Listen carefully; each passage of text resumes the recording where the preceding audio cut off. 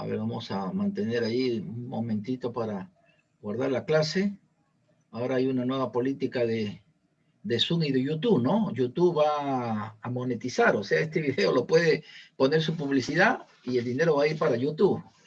Y Zoom dice, por ejemplo, que a partir del 1 de junio, eso va a ser YouTube a partir del 1 de junio, Dios mediante. Y Zoom menciona, ¿no? Que se debe comunicar que se está grabando, entonces ya lo dice Zoom, ¿no? Esa es su nueva política que está mencionando. Entonces aquí lo que estamos viendo, hermanos, es lo siguiente. Porque vamos a ir al material, ¿ya? A hermenéutica, acá nos faltó la I. Ese estudio de la Biblia, dice aquí, es el estudio de la Biblia con los recursos disponibles, etimología, gramática, diccionario bíblico, etcétera. Eso lo vamos a ver en el desarrollo del capítulo, ya en un momento. A grosso modo, es etimología, gramática, diccionario bíblico, lo que viene a ser los recursos, ¿no? Los recursos que creo que tenemos en común ya el concepto, la idea. Los principios de la interpretación bíblica, como lo que hemos visto la semana pasada.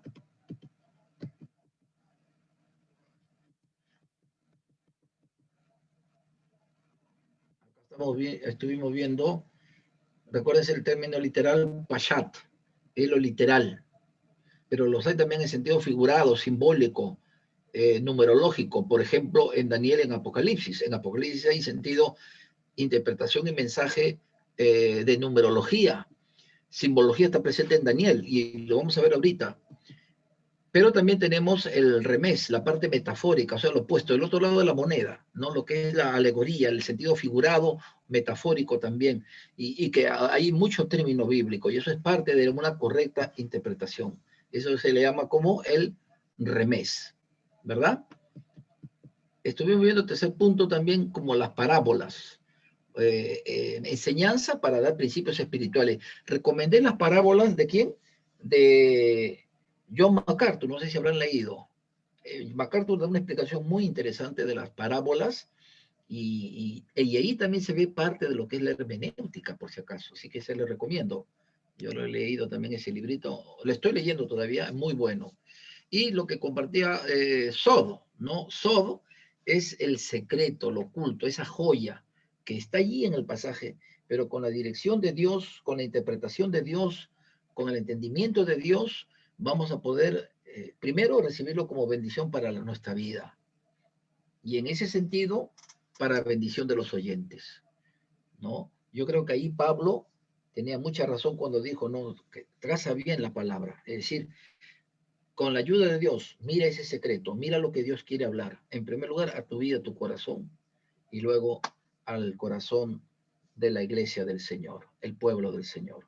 Entonces, de ahí estuvimos, bueno, viendo un momentito esto de acá, ¿no? Los principios de interpretación bíblica. Estudio exegético, el significado. ¿Qué estudia el significado de las palabras, hermanos? ¿Conocen ustedes cómo se llama esta ciencia de la lingüística? ¿Qué estudia el significado de las palabras?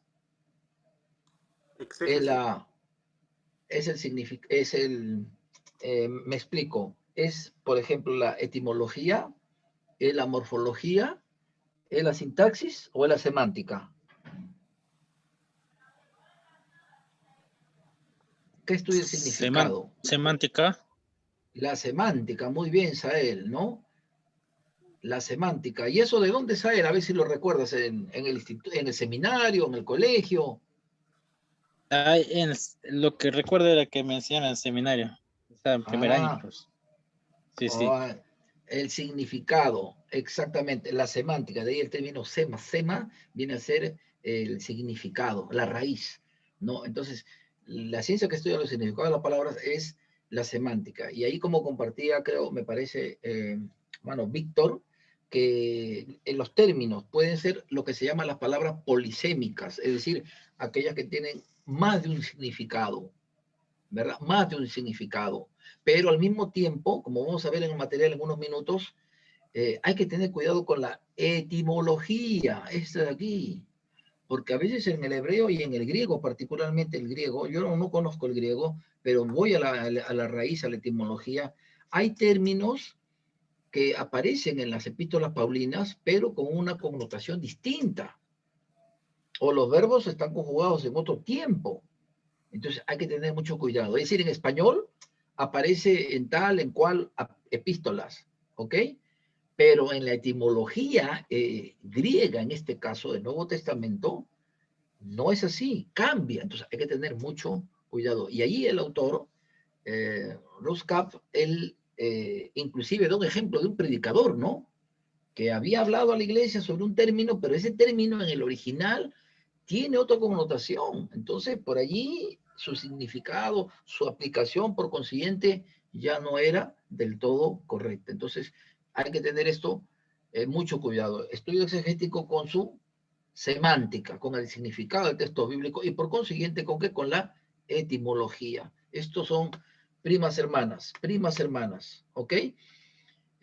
Cuarto lugar, que yo veo al final como una parte importante de lo que menciona también a manera de conclusión MacArthur, es que se predique el significado verdadero y esencial de la palabra de Dios. Yo creo que con todos estos pasos vamos a poder entender, captar el significado verdadero y esencial de la palabra del Señor. ¿Ok?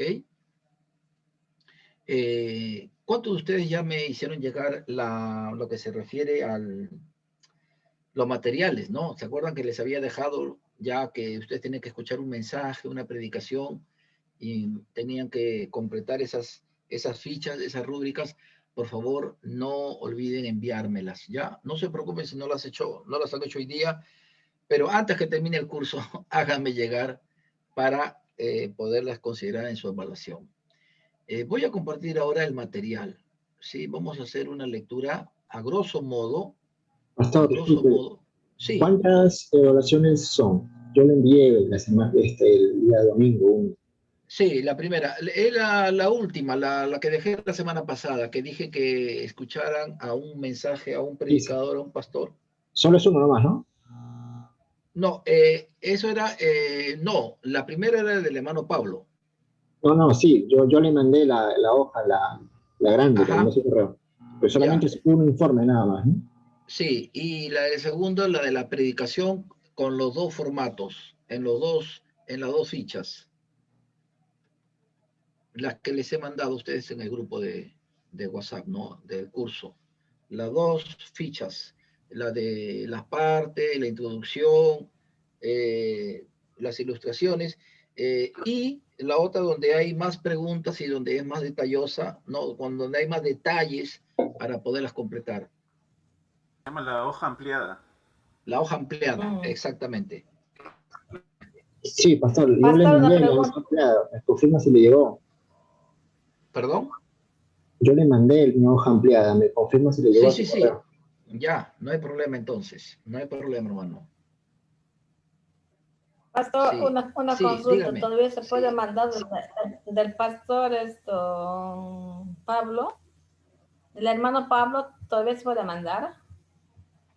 Claro, por La supuesto que prédica del sí, hermano por supuesto. Yo no se preocupen, hermano. En la universidad sí, en la universidad le pongo una fecha, pero hay que entender que ustedes están en el seminario, están, como le digo a los hermanos del seminario, ¿no? Como ustedes, durante el día trabajan, hacen mil ocupaciones para prepararse. Y yo sé que ustedes son responsables, ¿no? Pero a veces hay responsabilidad, obligaciones que hace que uno, el poquito tiempo que tiene, lo tiene que dedicar a las cosas del ministerio, prepararse en la iglesia. Entonces, por ese lado soy flexible, ¿no? Pero sí traten de ponerse al día para los que les falta alguna práctica en podérmela enviar, ¿ok? No se preocupen, así que, hermana, Ya, con pastor, calma me lo gracias. envía, ¿ok? Gracias. Ya. Ya, Ok, pastor. Rosca menciona, creo yo, algo muy importante. Acá pone ejemplos de cada uno de estas personas, ¿no? Y dice aquí, por ejemplo, eh, el pastor, el predicador, mejor dicho, debe ser, dice, un detective, experto en la señal de los senderos de Colorado. Dice que podía hallar pistas ignoradas por la mayoría. Eso es lo que le decía también la joya, el gema, ¿no? Que realmente uno tiene que, con la ayuda y la sabiduría de Dios, poder encontrarlo. Y dice que el expositor de la Biblia es un explorador que descubre un nuevo sendero. Ojo, no se confunda con sendero luminoso, sino un nuevo sendero, es decir, un nuevo enfoque, una línea, algo que Dios está hablando. pero como consecuencia o resultado del estudio, del análisis, del exégesis, de la hermenéutica, la aplicación de los principios de interpretación bíblica. ¿De acuerdo? Entonces, aquí también ya es investigación, lo que muchos teólogos se dedican también a poder hacerlo, ¿no? Entonces, dentro de lo que vemos aquí, se tiene que ver como detective, como un historiador, como un investigador, ¿no? O sea que el predicador acá toma un ribete de investigar, de analizar, ¿no? Entonces, esto es lo que ya les mencioné y lo que en forma sintetizada les he puesto, según lo que Ruscap menciona de John MacArthur, ¿verdad? Y luego acá ya va un poquito más en detalle para los principios, en los principios. Luego dice que los principios clave de interpretación al aprenderse y desarrollarse a través de la práctica proveen mucha ayuda al determinar lo que la palabra dice, la palabra de Dios dice y significa, ¿no? Dice y significa. Entonces, acá tenemos, dice que puede utilizarlas como fundamento para desarrollar aún más su capacidad hermenéutica. Las buenas herramientas, ¿verdad? Sin embargo, muchos confían de forma habitual en fuentes débiles. Así como un cirujano, un dentista, un carpintero necesita tener y conocer cómo utilizar las herramientas correctas, lo debe también hacer el expositor. ¿De acuerdo? O sea, no tener tampoco aquí una cantidad, una diversidad. Ahora, si me dicen, por ejemplo, pastor, ¿qué herramienta buena nos podría recomendar? Pregunto, respóndame.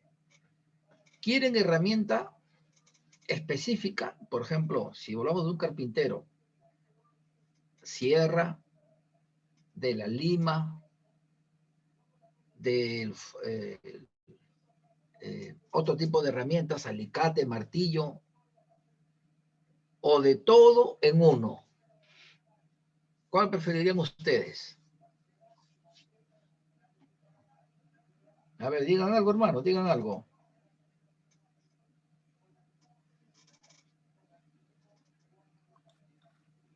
Pastor, no entendí la pregunta. ¿Qué herramientas preferimos? Si es de un carpintero, algo así. Claro, si ustedes me preguntan qué herramienta me recomienda, pero por separado, por ejemplo, qué diccionario bíblico, qué comentario, qué libro de hermenéutica, un buen material, o si preguntarían si todos estos recursos o herramientas lo podemos hallar en un solo material o en un solo bloque, en una sola fuente.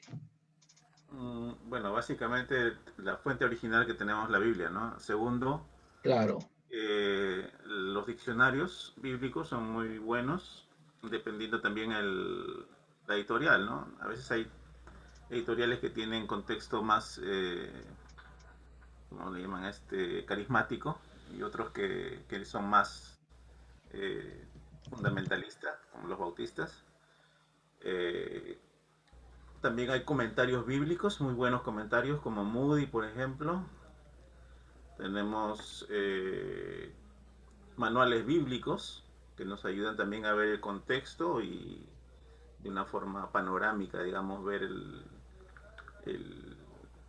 el texto que se está estudiando, ¿no? Y tener un bosquejo del libro, sobre todo, para poder ya. analizar. Uh-huh. Luego tenemos Strong, el diccionario Strong, que es muy bueno también en cuanto a las concordancias, palabras específicas. Tenemos la Biblia en griego, que justamente ahora también estamos estudiando griego. Y muy importante saber analizar, ¿no? Hacer un exégesis de las palabras que a veces tienen aparentemente doble significado, pero como mostraba en el ejemplo el pastor, ¿no? Que hacía un ejemplo acerca del diablo, ¿no? Y que hacía el pastor que estaba dando el ejemplo dio un significado erróneo a la congregación. Bueno, Exacto. básicamente son las herramientas, ¿no? Y hay muchos más en realidad, pero básicamente son esas. Uh-huh. Ok. Estaba buscando un material que no lo he podido encontrar. Yo lo tengo, pero ha habido un problema con mi sistema y justo lo he dejado al tanto de estudiar, perdón, de emplear, porque tengo en la laptop no lo tengo instalado, pero ahí están varias versiones de la Biblia, hay varios diccionarios, hay material de geografía bíblica. O sea, si ustedes quieren ver, por ejemplo, los viajes misioneros, por decir, o los imperios, ¿verdad? Que aparecen en Daniel, ¿no? ¿Cómo era el mundo de aquel entonces? ¡Pum! Entonces, todo eso está en un programa. Recuerdo que su precio es más de $1000. No sé si recuerdan ustedes el nombre. Es bastante bueno. Y estas colecciones tienen varios nombres. Una de ellas es Salomón. Salomón es la más completa. Se refiere Y son al software bíblico Logos. Logos. Ahí está, hermano. Gracias. Logos. Creo que ahora está en la edición o en la versión 9, me parece, o la décima. Está en la versión 9 y 9. aparte Salomón ha salido la última, que es Platinum. Ya. Ok, ya yo tengo la 7, ¿no? Entonces, es un poquito engorroso porque se supone que tiene licencia para todo, pero cada vez creo que tienes que dar un adicional cada año o cada vez que aparece una nueva No, edición. pastor, ahora ya se puede actualizar gratis, pero lo que no puede hacer es subir de biblioteca, ¿no? Pero solamente se actualiza rápido el 9 gratis. Claro, pero hay unas que se pagan, ¿no? Me refiero a las que se pagan. Ahí sí tienen varias Biblias, las versiones de las Biblias, diccionarios, o sea, material para pastores y muchos materiales más. Y dentro de ellos están libros de diccionarios etimológicos de hebreo, de griego. Ahí está lo que mencionó justamente Daniel, está el diccionario Vine, está también diferentes, inclusive colecciones como la de Matthew Henry, notable teólogo inglés, también está ahí, ¿no? Es todo un paquete, una colección de muchísimo material. Si pueden hacer ese esfuerzo, yo se lo recomendaría, ¿no? Claro, hay que ahorrar. Ahora, lo bueno es que Logos se puede instalar en cualquier computadora. O sea, una vez que lo adquieren ustedes, lo pueden instalar en laptop, en computadora, en el celular, en otras computadoras, y ya no tienen que pagar, ¿no? Bueno, en fin. Le decía esto porque estas herramientas, por decir, aquí en línea podemos entrar a ver, miren acá, por ejemplo, a ver un segundito. Vamos a ver un online, ¿no? A ver, con esto les puedo apoyar. Aquí en internet tenemos, aquí está, Biblia interlineal del Nuevo Testamento, ¿no? Justamente dice Logos, ¿no? Logos interlineal. Entonces, por ejemplo, acá aparece Tito. Tito 1.9 en la versión Reina Valera que utilizamos es retornar la palabra fiel, tal como ha sido enseñada, para que también pueda soltar con sana enseñanza y convencer a los que contradicen. Bueno, esta es la traducción de Reina Valera. Ahora, pero en el griego, ahí lo tenemos en el griego, ustedes pueden ver acá sus variantes, dice, se está adhiriendo firmemente según la enseñanza de digna de confianza, palabra, para que poderoso esté siendo y estar exhortando en la enseñanza, siendo saludable, hablando en contra, estar censurando. O sea, esta partecita, por ejemplo, dice, ¿no? Con sana enseñanza y convencer a los que contradicen. En el original, ¿qué quiere dar a entender? Dice, siendo saludable, ¿sí? O sea, este término en español, esta expresión, convencer a los que contradicen, en el griego, vemos acá, por ejemplo, siendo saludable, y los que hablan en contra, dice, y que están censurando. O sea, en español dice convencer a los que contradicen, pero nos ayuda bastante que en el original se está refiriendo a que es saludable esta sana enseñanza, sobre todo porque va a permitir, ¿verdad?, que la palabra misma, es decir, quien tiene la palabra de Dios, pueda hablar hacia aquellos que están censurando la palabra del Señor, la eficacia de la palabra del Señor. Esto yo lo tomo en un sentido apologético. porque esto es la apologética. Esto es parte de la apologética, ¿no? Entonces es una doctrina que aquí en este caso, un simple ejemplo de lo que la etimología nos puede ayudar a poder tener un mayor conocimiento, ¿verdad? Mucho más enriquecedor, o que amplía o precisa o profundiza en el sentido lingüístico del español con el original, en este caso con el griego. Acá está la fuente, ¿no? Esto creo que ya lo pusimos la vez pasada, me parece. Y bueno, esto por un lado. Y por otro lado también hay un diccionario, también en línea. Bueno, yo les puedo hacer llegar, justo lo tengo acá. Es este de aquí. Este es un muy buen diccionario, tiene 1763 páginas. Va en diccionario expositivo de palabras del Antiguo y Nuevo Testamento. Este es un diccionario muy bueno, ¿verdad? Y lo tenemos acá. Miren, este es del año 99. Ya tiene más de 20 años, ¿no? 99, 2009, 19, 20, 22 años ya. Pero sigue teniendo una capacidad muy buena, sobre todo por los términos y los significados que conlleva todo esto, ¿no?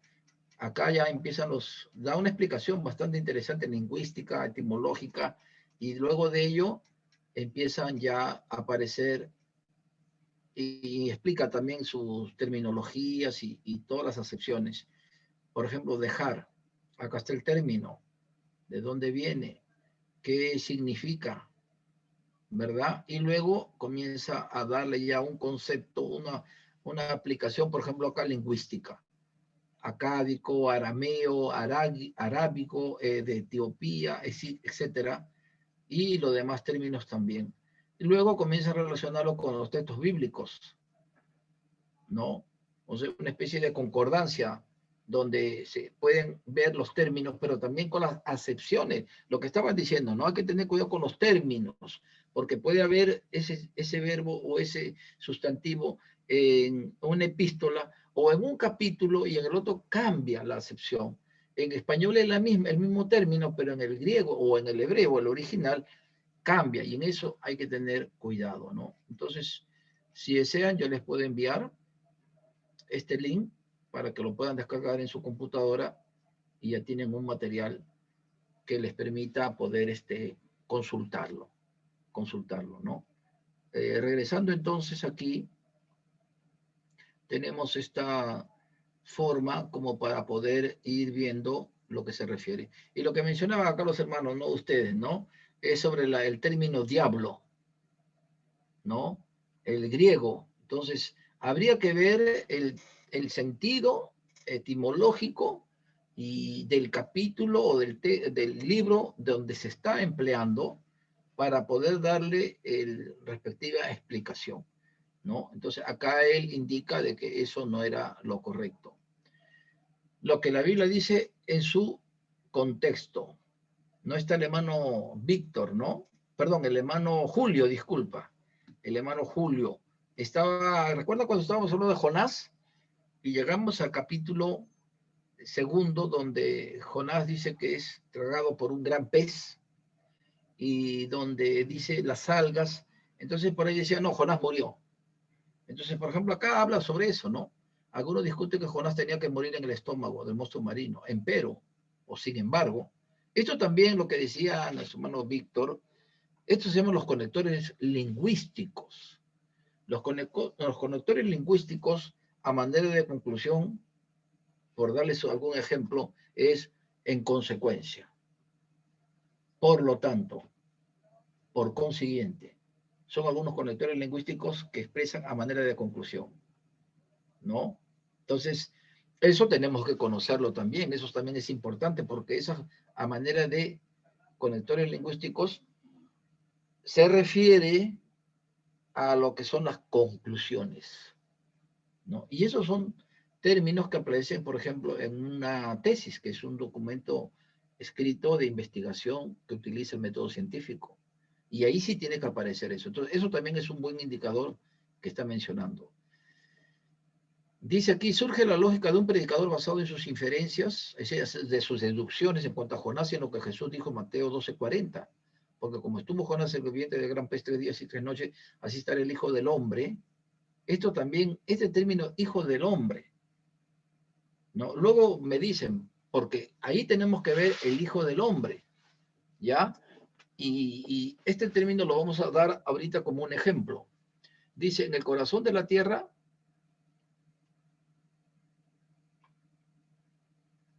vamos a ponerlo acá, ya. Jesús sí murió, así que razonamiento, porque murió y resucitó al tercer día, de acuerdo justamente a una profecía. Ahí está.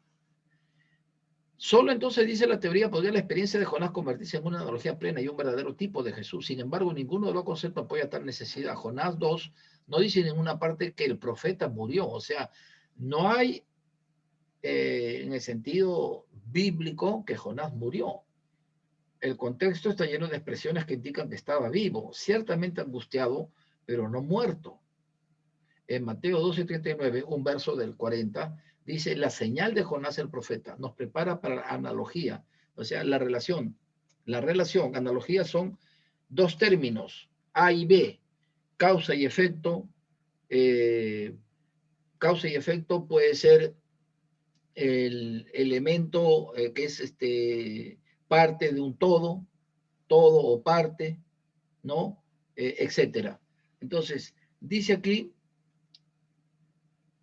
de cómo Jonás fue una señal. El punto de versículo es darle prominencia al elemento del tiempo, es decir, 3 días y 3 noches, cronológicas, o sea, 72 horas.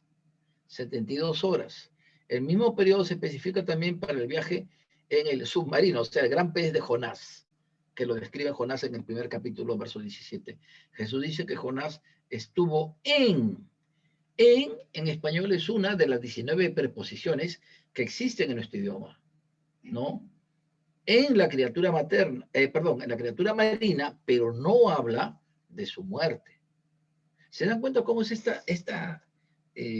la interpretación? Mire, cuán importante hacer esto, muy importante, porque eso nos va a ayudar a poder presentar, es decir, comunicar la parte ya de la praxis, la homilética. Pero esta no va a poder dar resultados si en primer lugar no tenemos cimientos realmente sobre la exégesis, sobre la hermenéutica, y como estamos hablando de los recursos. Por ejemplo, Hijo del Hombre. ¿Tienen su Biblia? Sí, vamos a Daniel, rapidito. Busquen en su Biblia Daniel.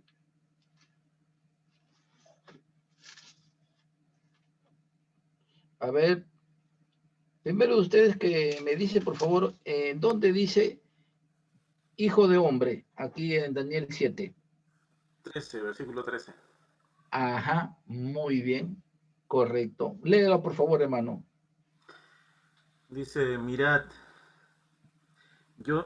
yo en la visión de la noche, y he aquí con las nubes del cielo venía uno como un hijo de hombre, que vino hasta el anciano de días, y le hicieron acercarse delante de él.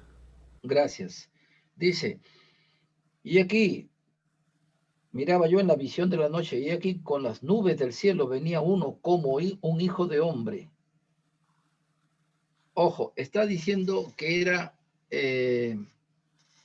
literalmente, es decir, en el Pashat, está diciendo cómo, que vino hasta el anciano de días. Acá hay dos elementos importantes, hijo de hombre y anciano de días. ¿Cuándo hablamos el hijo del hombre y cuándo hablamos hijo de Dios? Concretamente, en 2 puntos, por ejemplo. Hijo de hombre, ¿por qué? En 2 puntos concretos. Y hijo de Dios igualmente. Cuando dice hijo de hombre se refiere a la imagen viva de Dios. ¿Como hijo de hombre o como hijo de Dios? Como hijo de... Bueno, hay como... O sea, cuando el texto dice hijo de hombre, se refiere a la imagen viva del Hijo de Dios. Ya. También se usa para describir al Mesías. ¿Perdón? también lo usan para describir al Mesías. Eso, está bien. En realidad los dos tienen razón. Hijo de hombre, porque allí Cristo expresa su dimensión humana. Es decir, Dios es ese espíritu. Pero, ¿cómo vemos al Dios hombre? El incarnatus, esa encarnación del verbo de Dios en sustancia corpórea, terrenal, material. Y por cierto, como hijo de hombre, porque es el Mesías. Ahí está el hijo del hombre. Ahora, con la diferencia que su concepción y su nacimiento fue sobrenatural, es decir, divina. Porque la sombra del Altísimo, y ya en ese momento María estaba concibiendo al Dios hecho hombre. No tuvo un solo gen, ni de María, ni de José, porque entonces hubiera recibido, como usted, como yo, el pecado adámico. ¿Se da cuenta? Ahora, hijo de Dios, ¿por qué? Como lo decía nuestro hermano Daniel, ¿verdad? Ese es el Dios, esa naturaleza divina. Él viene con la naturaleza divina, pero toma forma humana. Hebreos dice, ¿no? Me preparaste cuerpo. Es decir, el Dios infinitamente grande, todopoderoso, omnipresente, siendo Dios, hijo de Dios, toma como el hijo de hombre. Y obviamente también hijo de Dios por cuanto él nació humanamente y como Dios siendo perfecto. Y también para el Señor Jesús le era imposible pecar. Sin embargo, como todo ser humano, fue tentado por el mismo Satanás. Fue tentado. Por eso Hebreos dice que fue tentado en todo, pero sin pecado. Por eso primero de Juan dice, capítulo 1, la sangre de Cristo nos limpia todo pecado. Una sangre carmesí, una sangre inmaculada. Entonces, cuando acá hablamos del Hijo del Hombre, entonces ya estamos utilizando un término que naturalmente ya es, mire, Daniel, estamos hablando a lo que iba a ser el Señor Jesucristo. Ya que estamos en Daniel, otro punto importante de un recurso, que estamos hablando de la etimología, de la gramática, vamos a las cuatro bestias. A ver, miren ustedes, por favor, tengan la amabilidad de leer del cuarto versículo en adelante. ¿Qué capítulo, perdón, pastor? 7, ahí mismo, en el 7, a partir del cuarto versículo.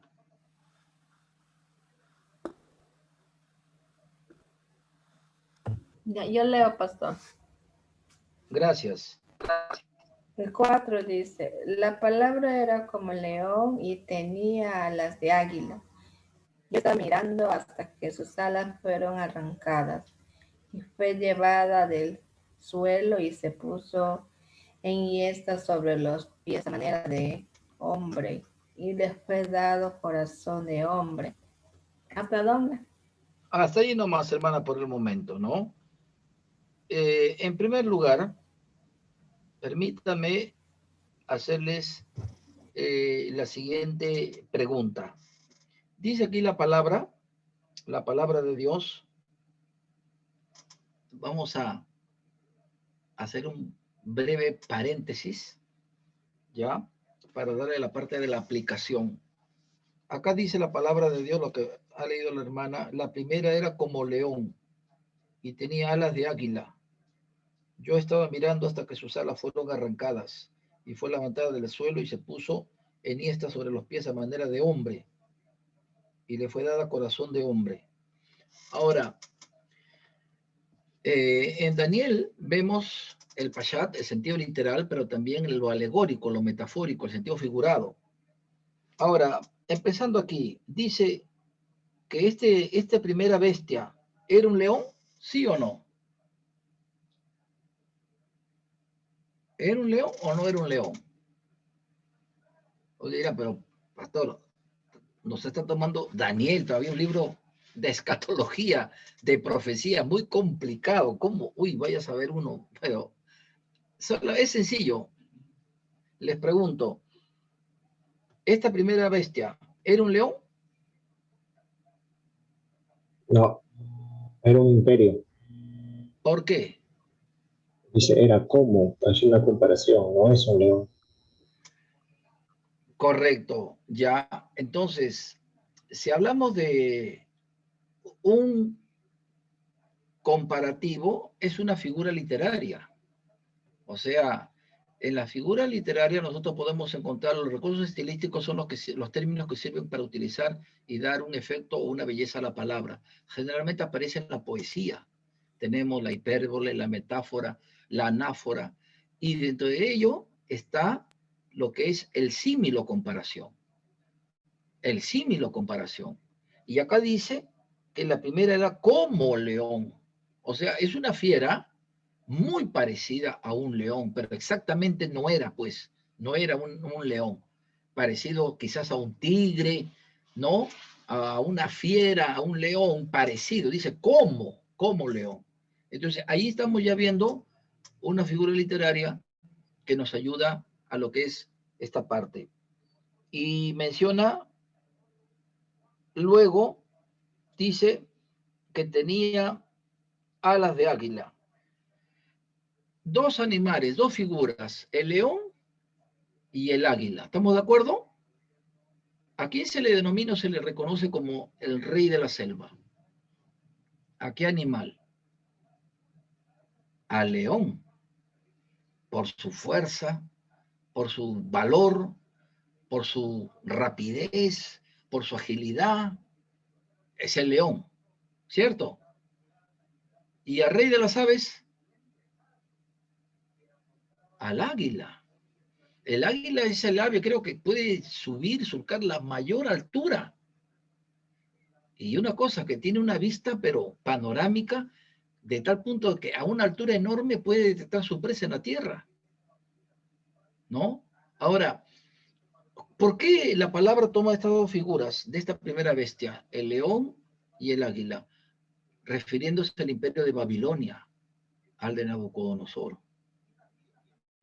¿no? Entonces, a eso se refiere. Tenía un poder. Quien era Nabucodonosor había conquistado el mundo, todo el mundo de aquel entonces estaba bajo dominio de Babilonia. Y es ahí donde Daniel y sus amigos llegan, ¿sí o no? Juntamente con todos los judíos que habían sido llevados en cautiverio, ¿no? Ahora, seguimos leyendo rapidito. Cuarto versículo. Ya está. Vamos a la... y dice luego, y fue levantada del suelo y se puso enhiesta sobre los pies. Enhiesta quiere decir tomar una postura recta, ¿no? O sea, como estar, en otras palabras, como estar verticalmente derecho, o sea, estar erguido. Eso es enhiesta, el término. Es importante, hermanos, también tener un diccionario, porque hay palabras que en el español nos puede producir confusión. Y a veces los muchachos dicen, yo creo que significó esta palabra pulcro, pulcro, y le ponen y le inventan el significado. Entonces, un diccionario nos ayuda también para eso, hermanos, ¿no? Hay aplicativos gratuitos. Diccionario de la lengua española es un aplicativo que aún creo, no, pero solamente tienen que tener megas y ahí pueden encontrar el significado de las palabras. Luego, en el versículo 5 dice, y aquí otra segunda bestia, semejante a un oso, la cual se alzaba de un costado más que del otro, ¿no? Y tenía en su boca 3 costillas entre los dientes. Acá se refiere la palabra, dice, semejante a un oso. La pregunta es, ¿era un oso? ¿Era un oso o no era un oso? No era un oso, porque dice semejante. No era un oso, pero era muy parecido, igual que la del león, ¿sí o no? No era un león, pero dice muy parecido, una fiera. Y el oso, o sea, un animal gigante, alto, corpulento, fuerte. Y ahí vemos nuevamente el comparativo, el símil, semejante, parecido, como. Entonces miren cómo la etimología, cómo las figuras literarias, ya no en el sentido literal, sino en el alegórico, nos puede ayudar a poder comprender y entender lo que dice la palabra de Dios. Dice, la cual se alzaba de un costado más que del otro. ¿A qué se referirá esta expresión? Dice que literalmente, Bashat, ¿no? Literalmente se alzaba, dice, de un costado. O sea, algo así como, miren, así como yo. O sea, este era un lado más prominente que el izquierdo. ¿A qué se refería? Al segundo imperio, los medos y los persas. Pero entre los dos hicieron una alianza. Pero de entre los dos, ¿cuál nación era la más fuerte? ¿Quién tenía el mejor ejército? Y a un líder muy sagaz e inteligente, el de los persas. A Ciro. Por eso dice la escritura que uno era más prominente.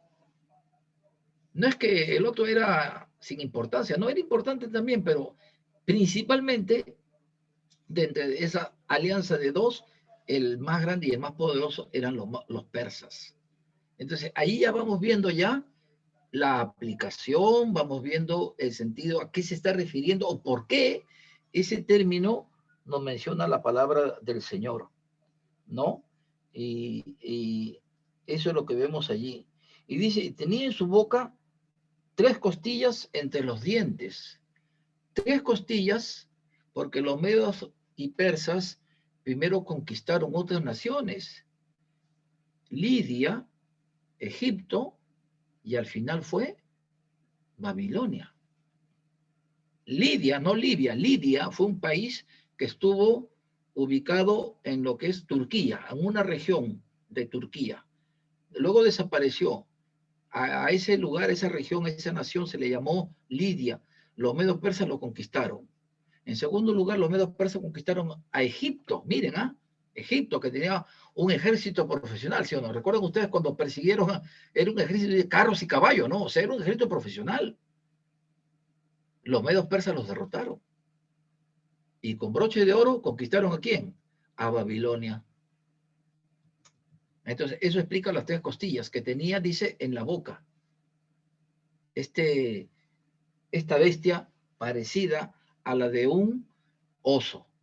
Entonces, yo allí quiero detenerme para ver, hermanos, miren la riqueza del texto bíblico, ¿no? La riqueza de la palabra de Dios en el aspecto de lo que es estos 4 principios que hemos visto la semana pasada. En el aspecto literal, perdón, en el aspecto figurado o alegórico, metafórico, la parábola y también el de la joya, el de poder encontrar, ¿sí? Y eso que, miren, allí nomás concluyo, permítanme un minuto. En este mismo capítulo 7, miren en este capítulo 7, dice aquí la palabra de Dios, allí donde nuestro hermano estaba leyendo hace un momento, ¿sí? Y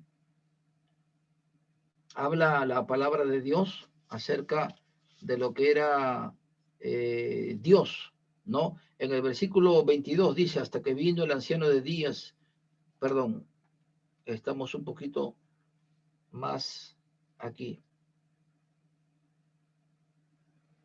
En este verso, a ver.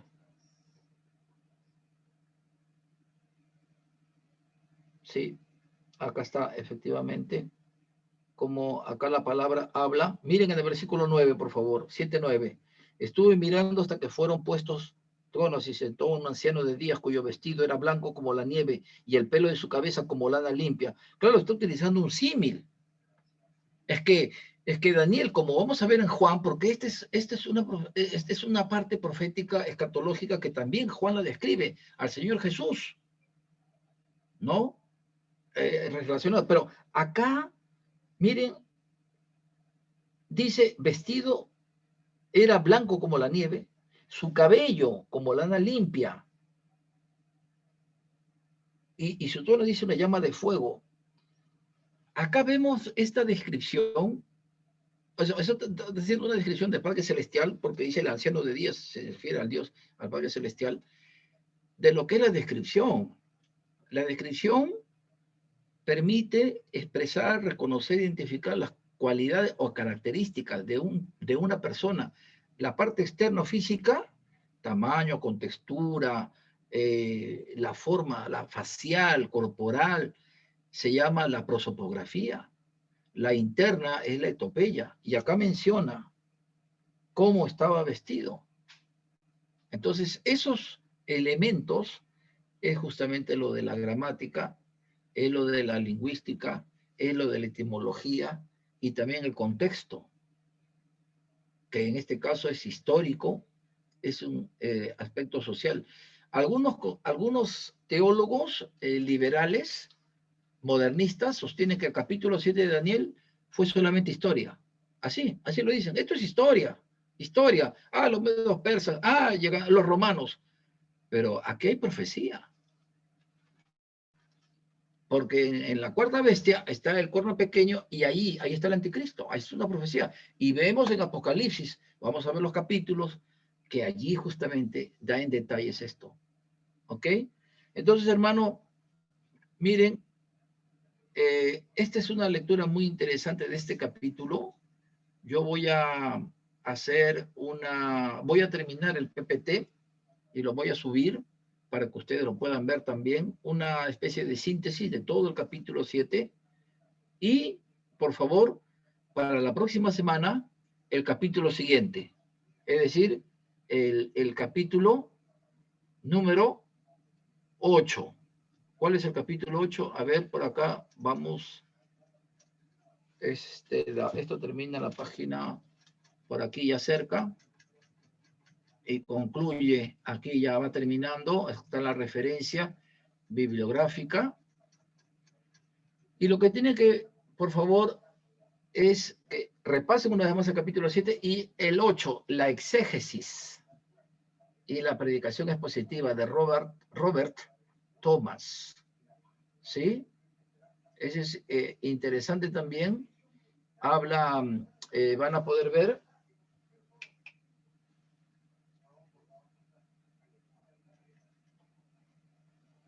Nos sigue hablando con más detalles de la exégesis.